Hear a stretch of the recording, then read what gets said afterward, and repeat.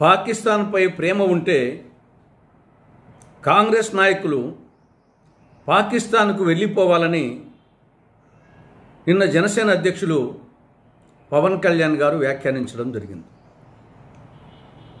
ఇది చాలా హాస్యాస్పదం, చాలా అవివేకం. బీజేపీ పుట్టకముందే, జనసేన పార్టీ పుట్టకముందే, పవన్ కళ్యాణ్ పుట్టకముందే 1948లోనే నెహ్రూ గారు ప్రధానమంత్రిగా ఉన్నప్పుడు స్వాతంత్రం వచ్చిన తొలినాళ్లలోనే కాంగ్రెస్ నేతృత్వంలోని కేంద్ర ప్రభుత్వం పాకిస్తాన్తో యుద్ధం చేసి గెలిచింది. తెలుసుకోండి పవన్ కళ్యాణ్ గారు. రెండవది, బీజేపీ పుట్టకముందే, జనసేన పార్టీ పుట్టకముందే, పవన్ కళ్యాణ్ పుట్టకముందే లాల్ బహదూర్ శాస్త్రి ప్రధానమంత్రిగా కాంగ్రెస్ నేతృత్వంలోని కేంద్ర ప్రభుత్వం 1965లోనే పాకిస్తాన్తో రెండవసారి యుద్ధం చేసి గెలిచింది. ఒక్కసారి తెలుసుకోండి. బీజేపీ పుట్టకముందే, జనసేన పార్టీ పుట్టకముందే పవన్ కళ్యాణ్ 3 నెలల బాలుడుగా ఉన్నప్పుడే ఉక్కు మహిళ శ్రీమతి ఇందిరాగాంధీ గారు ప్రధానమంత్రిగా ఉన్నప్పుడే 1971లో కాంగ్రెస్ నేతృత్వంలోని కేంద్ర ప్రభుత్వం పాకిస్తాన్తో మూడవసారి యుద్ధం చేసి గెలిచి పాకిస్తాన్ 2 ముక్కలు చేసి 90,000 మంది పాకిస్తాన్ సైనికులను బందీలుగా పట్టుకొని మళ్ళీ మానవత్వంతో కరుణతో వాళ్ళను వదిలిపెట్టింది. ఒకసారి గుర్తు తెచ్చుకోండి, తెలుసుకోండి. దేశ సమైక్యత, సమగ్రత, సార్వభౌమత్వం కోసం 3 కాంగ్రెస్ అగ్రనాయకులు ఆత్మ బలిదానం చేశారు.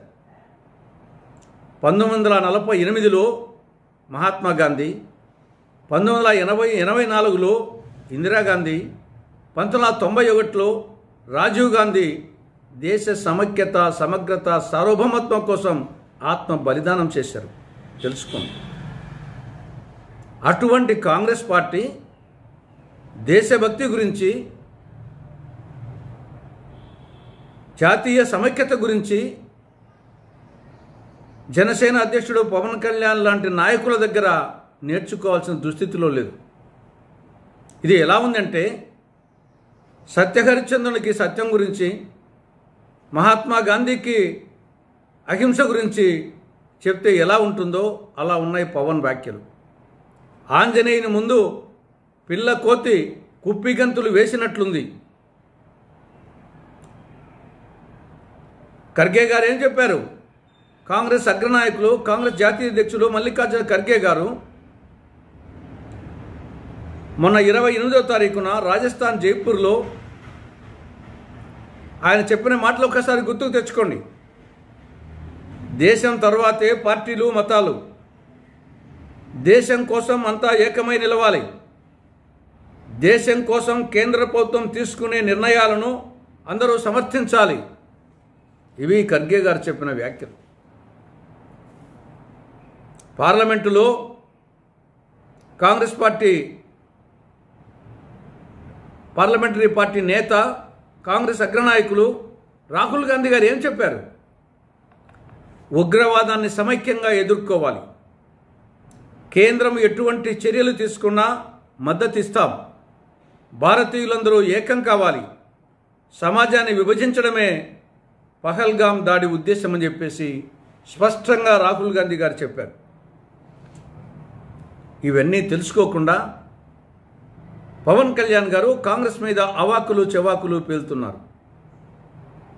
నిజంగా దేశం మీద అంత ప్రేమ ఉంటే మీ అగ్రనాయకులు నరేంద్ర మోడీ గారిని ప్రశ్నించండి. 22వ తారీఖున పహల్గాం ఉగ్రవాద దాడి జరిగింది. 23న అఖిలపక్ష సమావేశం ఎందుకు రాలేదు?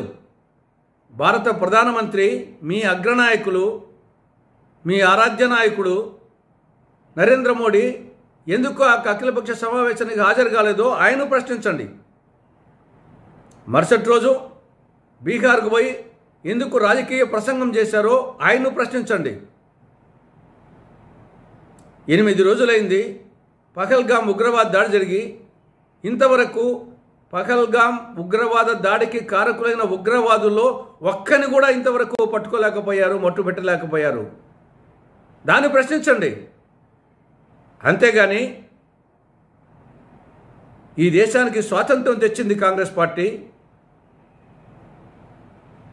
నవభారత నిర్మాణంలో ప్రముఖ పాత్ర వహించిన పార్టీ కాంగ్రెస్ పార్టీ, దేశభక్తుల పార్టీ, త్యాగధనుల పార్టీ. అటువంటి కాంగ్రెస్ పార్టీ మీద అవాక్కులు చెవాకులు ప్రేలవద్దని జనసేన అధ్యక్షులు పవన్ కళ్యాణ్ గారికి సూచిస్తున్నా.